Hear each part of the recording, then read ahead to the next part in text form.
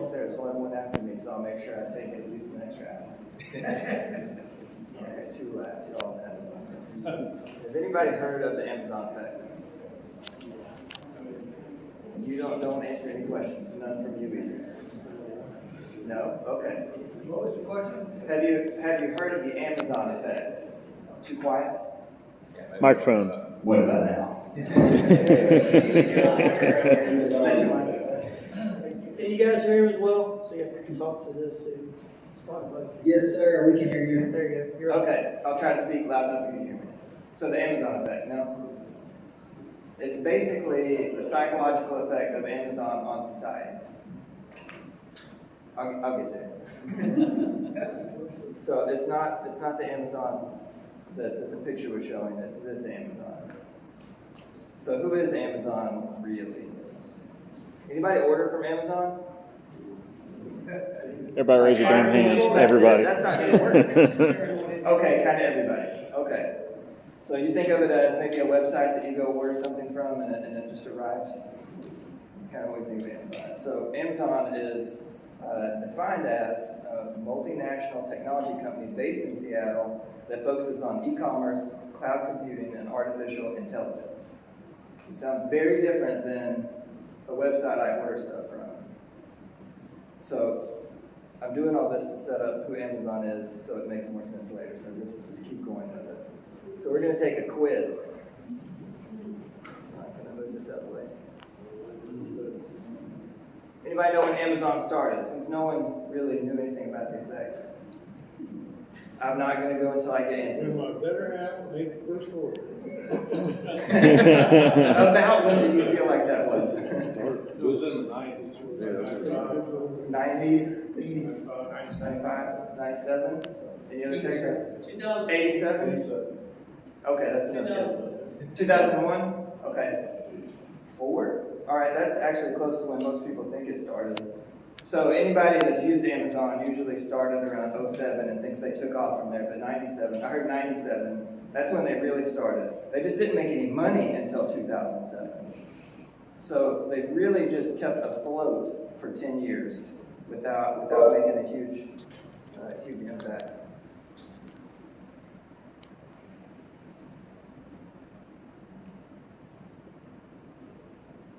What did they sell?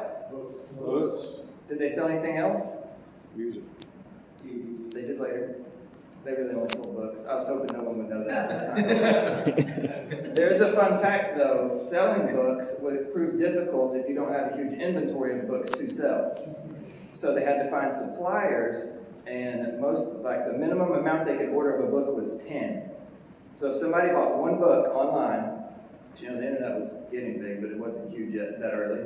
So they found a book that was obscure enough that was never in stock from their supplier, so they could order one of the book they needed, 9 of the book that was out of stock, and only get shipped that one book and then not get charged for the ones that were out of stock. So it's kind of smart. Does anybody know what a moonshot company is or why they would be called that? You'd have a vision without money. That's a pretty good definition, actually. No. No guesses? All right, this has become more technical than I thought it was going to be. So a moonshot company is, like, for example, like you go to the supermarket now and you want to check out, you get to go to a scanner and you can self-check yourself out. A lot of people hate that, but it was considered an improvement because it's quicker for you and it's less cost to the company selling something to you. But what if you went to the supermarket, grabbed your card, swiped your credit card on the cart, and then everything you threw in got rang up as you went and you just walked out to your car? That's the kind of leap that you're thinking when you think moonshot company. Like something that we don't do at all today. Why is it called Amazon? Oh, you can at least guess. Say it again? From A to Z. That's a good guess. No guesses. Bueller. I'm trying to wake y'all up, but you just don't want to play. So Amazon was chosen because it was huge, and he wanted to be the biggest retailer on the planet. And so something comparable. There is a little known fact that cadaver was one of his first choices, but his lawyer said it sounded too much like cadaver on the telephone. And since they were going to be on the phone a lot back then, he didn't want to name it that. All right. Customer expectations. Now we're getting to how this relates to maintenance.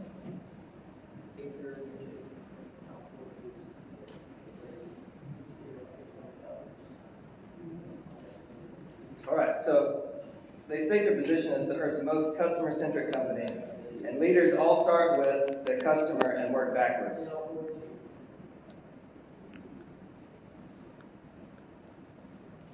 Now for a really fun fact. How many people do you think are Amazon subscribers?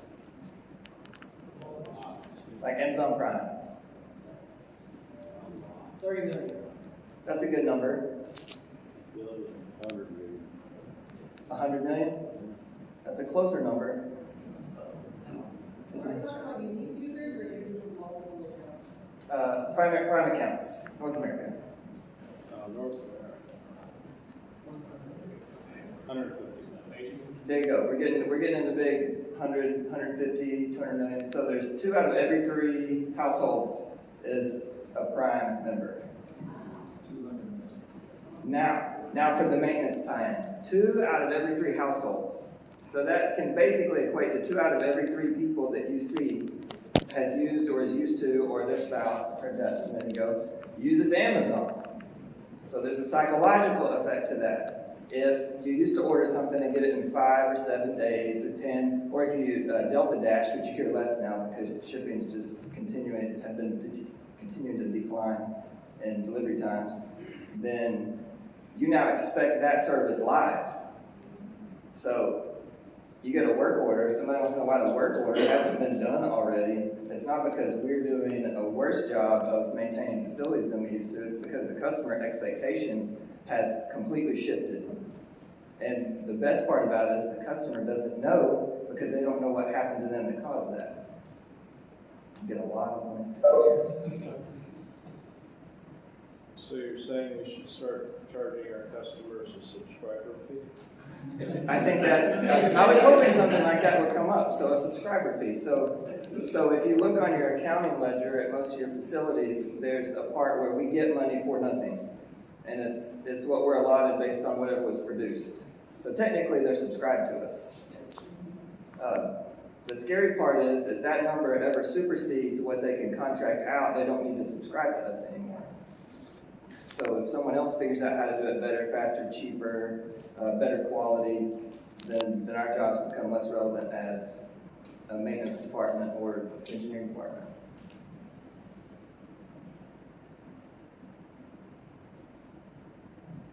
All right, here's where I lost my people, but I'm going to try it with you guys. So someone once asked the senior VP of Worldwide Operations, Dave Clark, how do they balance cost and service? And he gave a really great answer, and it was kind of well-rounded, but I'm just going to paraphrase it. He said, we don't. We just don't. We find out what the customer wants, we figure out how to provide it, and then we back into how do we provide it at a quality and cost that's acceptable. So a lot of times in maintenance, we get asked to do something, and then we go give some outrageous costs, and then we go in a circle for months or years even about never, ever doing what we were asked to do. Amazon doesn't do that at all. They just say, sure, we'll get it for you. I hate to say my wife, I don't know if that's still politically correct these days, but I'm going to say it anyway. So my wife orders a lot. Probably like, I would say somewhere between 100 and 180 days a year, there's a package at my house. It just is part of my life now. And we heard a story from calling in about a package that we got and it had oil all over it. I mean, just like covered in oil. And I thought that's going to be the first time we get to see what their customer service is really like. And she called, she was on the phone like 15 seconds before she talked to a real person. And that real person, all they said was, yep, I see your order here, I'm sorry about that, there's another shipment on the way. She said, what kind of shipment? Oh, exactly what you just ordered, it'll be there tomorrow. What do you want me to do with this box? Oh, you can keep it, clean it, sell it, throw it away, whatever you'd like to do, we appreciate your business. And that was it. She asked her if that's normally, is that how these normally go? And she said that that person also explained to him that there are other ways that they do that. So if somebody tells them they got something that's blue that was pink, and they can see on their screen that you didn't order what you said you did, they don't tell you you ordered the wrong thing. They say, we're sorry about that, we'll send you this, and that's it. And then they send a secondary email to the department that says, figure out how to make sure the customer can't do it wrong. I mean, it's a customer service at a whole different level than we think of in maintenance. So, I promised I wasn't going to take long, and I'm starting to take long. So, something that we did by taking this presentation at a plant I used to work at and then going out and talking to our customers was, what's something that you don't like that we could provide better customer service for? And that was emergency down response time. So in that facility, someone writes a work order, they tell their lead that they need work to happen, they tell their supervisor, who then radios to the lead that's in maintenance, and then that lead has to go in the computer, log in, find the work order, and then bring it up and then disperse people to deal with it, and then later on they come back and close it. So we used Ignition software to close that whole loop, where now all you have to do is put in a work order and it auto-populates based on when it came in on the time, and then shows up in their office immediately. And then all they have to do is close it, so they gain agreement from the supervisor that they're completed, and then it goes off the board. So we skipped a whole lot of steps by using a system that already existed, just by asking a few questions to understand what the customer really wanted to get. Everybody still with me? Please stop talking, Jeff. All right, I'm going to skip this. So there are some downsides to Amazon and how their customer service relates to their employees. Most people that work in one of their distribution centers don't like it, or at least the ones that are really loud about it on the internet. And to the point that some of them don't want to take breaks because they're afraid that they're going to get a mark. If they have a flat tire or a sick kid or anything, they would just basically take marked right out the door. So it feels like a threatening environment. So we don't want to try to provide so much customer service inside of the maintenance department that nobody wants to work for you because it's so difficult to perform under those conditions.